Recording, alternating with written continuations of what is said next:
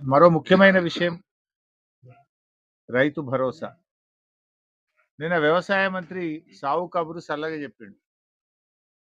యాసంగిలో సాగు చేసిన భూములకే రైతు భరోసా ఇస్తాం, మిగతా భూములకు రైతు భరోసా ఎగ్గొడతాము అని చెప్పిండు వ్యవసాయ మంత్రి.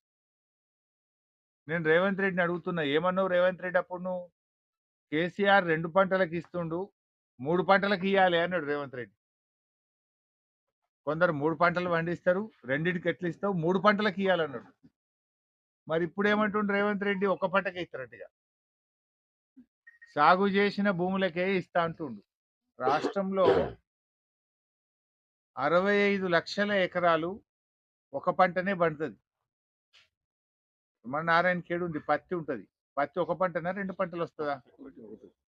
అంటే ఈ రాష్ట్రంలో ఆదిలాబాద్ కానీ అన్ని జిల్లాలు 50-55 లక్షల ఎకరాల్లో పత్తి పంట పండుతుంది. పత్తి అనేది 8 నెలల పంట. అంటే ఇప్పుడు పత్తి రైతుకు ఒకటేసారి నువ్వు రైతు బంధు ఇస్తావు, ఇంకోసారి ఎగ్గొడతావా? మా నారాయణ ఖేడ్లో, ఈ సంగారెడ్డిలో, నిజామాబాద్లో చెరుకు పండుతుంది. చెరుకు అనేటువంటిది 11 నెలల పంట. అంటే ఒకటేసారి ఇస్తావా రైతు బంధు చెరుకు? ఇప్పుడు మనం కూర్చున్నది పండ్ల తోట. మరి పండ్ల తోటలకు ఒకటే పంటకి ఇస్తావా?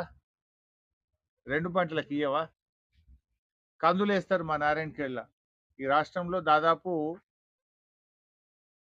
7 లక్షల ఎకరాల్లో కంది పంట సాగవుతుంది. కంది అనేటువంటిది 8 నెలల పంటది. మరి కంది రైతులకు ఒకటేసారి ఇస్తావా రైతు బంధుగా?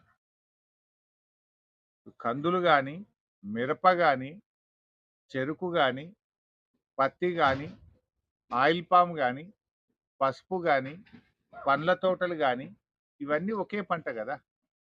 ఇవన్నీ కలిపితే 70 లక్షల ఎకరాలు ఉంటుంది. మరి ఇప్పుడు 70 లక్షల ఎకరాలకు ఇక నువ్వు ఎగబెట్టుడేనా ఇక రేవంత్ రెడ్డి? అప్పుడేమో 3 పంటలకు ఇవ్వంటివి, ఇప్పుడు ఒక్క పంటకి ఇవ్వబట్టివి. దీనికి ఈ పంచాయతీ ఎన్నికల్లో రేవంత్ రెడ్డే సమాధానం చెప్పాలి.